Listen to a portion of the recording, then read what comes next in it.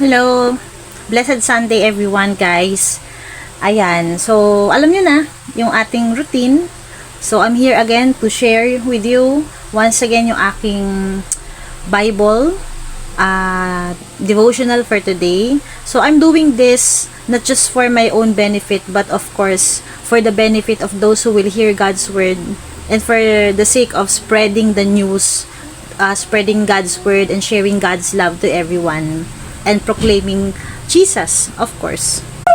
So, disclaimer, disregard na lang po yung ingay na marinig sa background. You know naman, I have a brother who is an autistic and once in a while sumisigaw talaga siya. So, alam niyo naman na i-set up guys. So, hindi na kayo magugulat dyan. So, it's about, let's dive na to the word. So, it's about Proverbs chapter 19 verses 20 to 21. So, ito siya. Listen to advice, verse 20. Listen to advice and accept instruction, so in the end, you will be wise. And verse 21, many are the plans in a man's heart, but it is the Lord's purpose that will prevail. O, di ba napakaganda?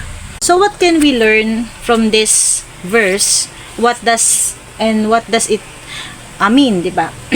Listen to advice. O, sinabi yan ni King Solomon sa kanyang son.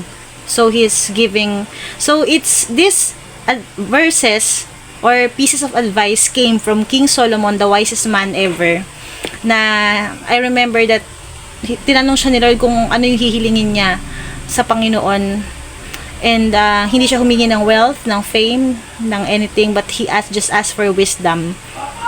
So how can you be wise? Una sa lahat, para maging wise ka, you should fear the Lord. Di ba sinabi dun sa the fear of the Lord is the beginning of wisdom. And secondly, ako, pinatay na naman guys yung wifi. Pangalawa nun, pinatay. Kapatid ko pinapatay yung wifi. Kinig daw sa advice.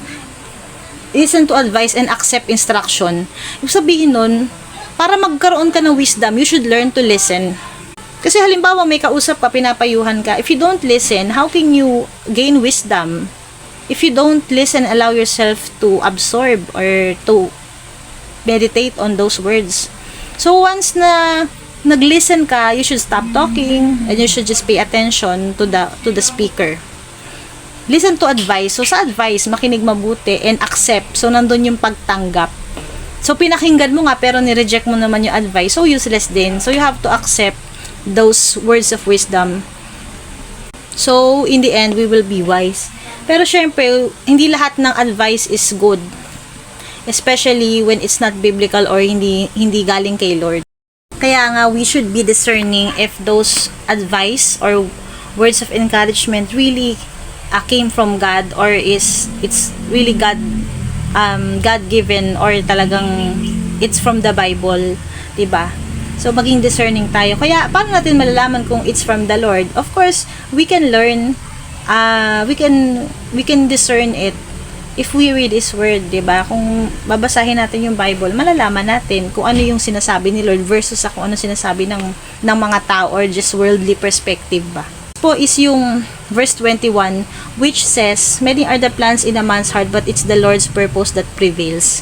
Marami daw, totoo naman yun, diba? Napaka-basic. Marami tayong mga plano, marami tayong mga pinapangarap, marami tayong mga pinaplano sa buhay natin, marami tayong mga marami tayong mga pinag-iisipan o mga desisyon sa buhay, mga pinaplans natin, especially for our future. Ito yung mga plano mo, nilalatag mo lahat yan. Pero sa isang iglap kasi, pwedeng mawala lahat yung mga plano mo na yan pag hindi pinahintulot ni Lord. Hindi mo rin masabi kung maaabutan mo pa ba yung time na yon na ma-fulfill mo or magawa mo yung plano mo na yon. Ang buhay natin hawak ni Lord. Halimbawa ba, kunyari, 10 years from now, gusto mo maging successful kang businessman, ganyan, maging makatravel ka sa ibang bansa, pero hindi mo na na-achieve yung 10 years from now kasi kinuha ka na agad pala ni Lord. Kunwari mga ganun, kinuha ka na by next year, wala ka na pala dito, nagkasakit ka bigla or na-accident. Hindi natin masabi talaga. Kaya doon yung sinasabi na it's the Lord's purpose that prevails. Siya pa rin po yung masusunod. So, ang pinaka-take away ko dito, yun nga, yung makinig ka para ka magkaroon ng wisdom, importante yun. Pero ang pinaka mas nag-stress sa akin, yung marami kang plano, pero ang nasusunod pa rin yung kalooban ng Lord. Hindi naman po KJ si Lord eh. Actually, even yung mga hindi magagandang pangyayari sa atin, He used it for good. Malalaman mo eventually, ito pala ang dahilan kung bakit nangyari to. Ito pala yung purpose ni God. It's always something na good out of it. Kahit hindi mo man maintindihan sa ngayon, lagi may good reason. Diba? Lagi may purpose si Lord, even sa mga bad things na nangyari sa atin. Kalooban niya mangyari. So, I hope na ang prayer natin is not always self-centered. Na Lord, sana mangyari to. Lord, ito yung plano ko, ganyan. Why not change it to Lord, kung ito yung mga plano ko, pero still, kung ano po yung kalooban mo, yan po yung masusunod. Kasi we know that God's perfect will, God's purpose is perfect.